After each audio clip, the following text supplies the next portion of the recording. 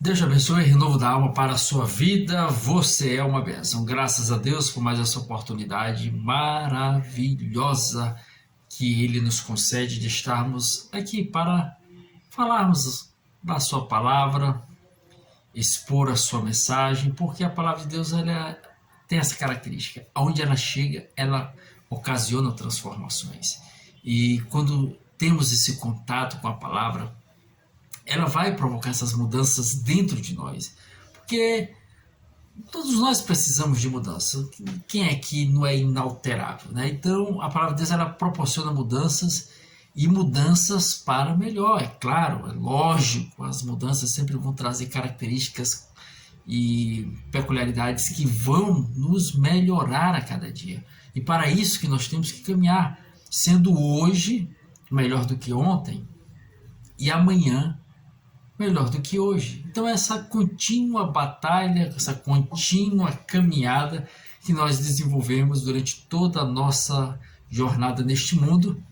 E o Salomão expressa muito bem isso lá no seu livro, em Provérbios 4, verso 18. Ele vai dizer o seguinte: olha, que a vereda do justo, o caminho do justo, é como a luz da aurora, que vai brilhando, brilhando, até ser dia perfeito. Não tem aquela perfeição, não encontrou ainda a perfeição, a completude da perfeição. Então, enquanto nós estivermos aqui nesse mundo, não vamos chegar à perfeição. Estamos caminhando em direção à perfeição, que se dará com a nossa entrada nos céus, onde não haverá mais choro, não haverá mais tristezas, angústias, ansiedade, dentre outras características que acometem o ser humano e o deixam aí frágil, fraco, debilitado, angustiado, nas mais diversas situações triste. Então isso vai passar quando chegarmos lá no céu,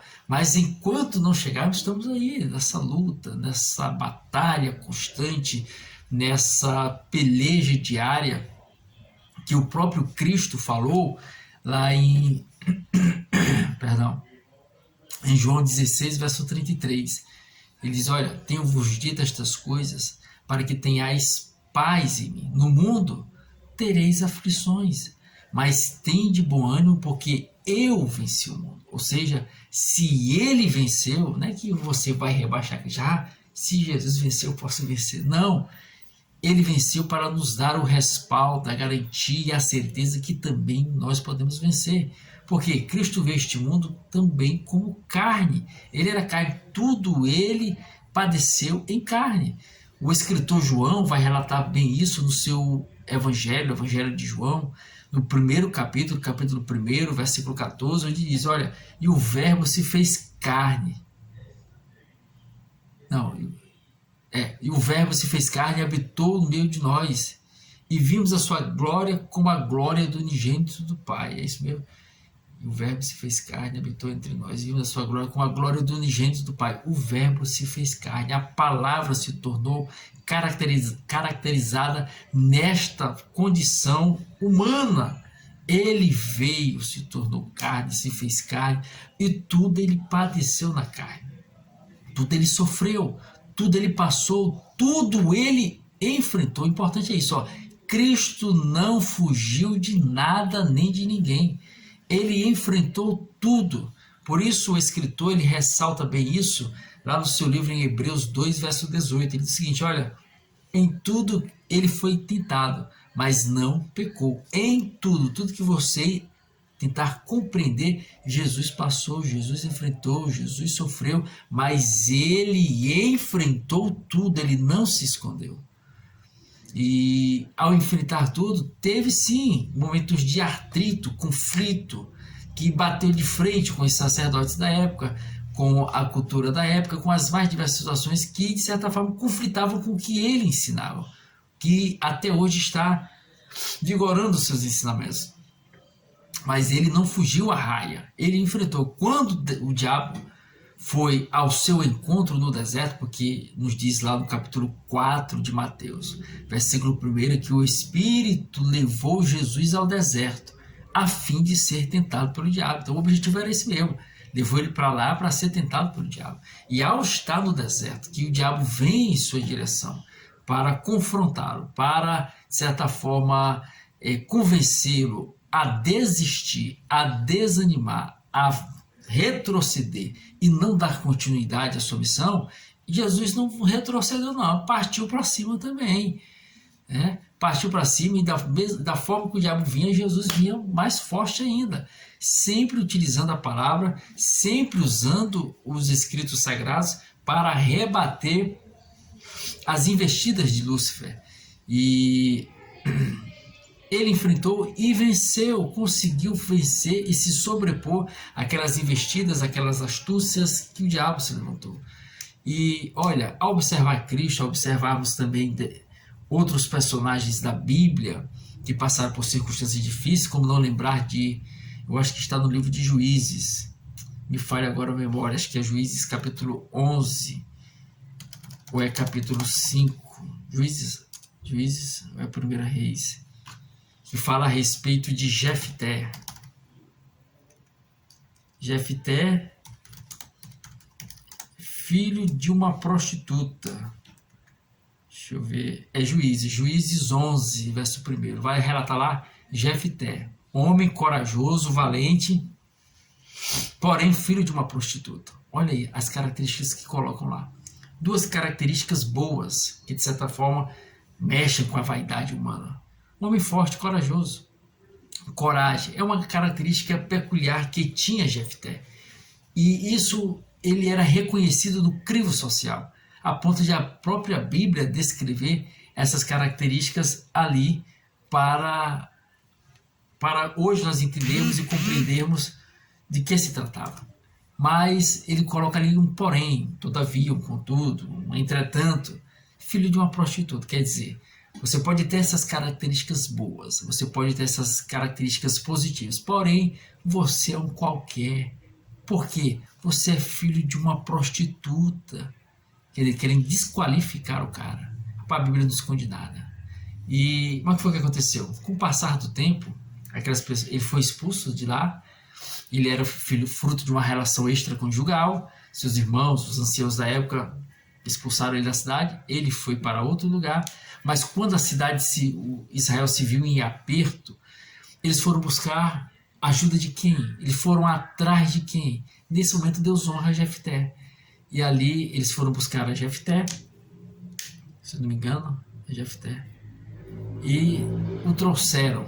E ele ali venceu a batalha a qual se propôs e fez algumas exigências, é claro, né? Não, eu vou com você, mas só se acontecer isso, aquilo outro. E eles obedeceram, acataram as exigências de Jefté e Jefté venceu a batalha. Então muitas vezes as pessoas vão se levantar contra você, contra mim, para tentar nos desqualificar, para de certa forma nos atingir a não continuar.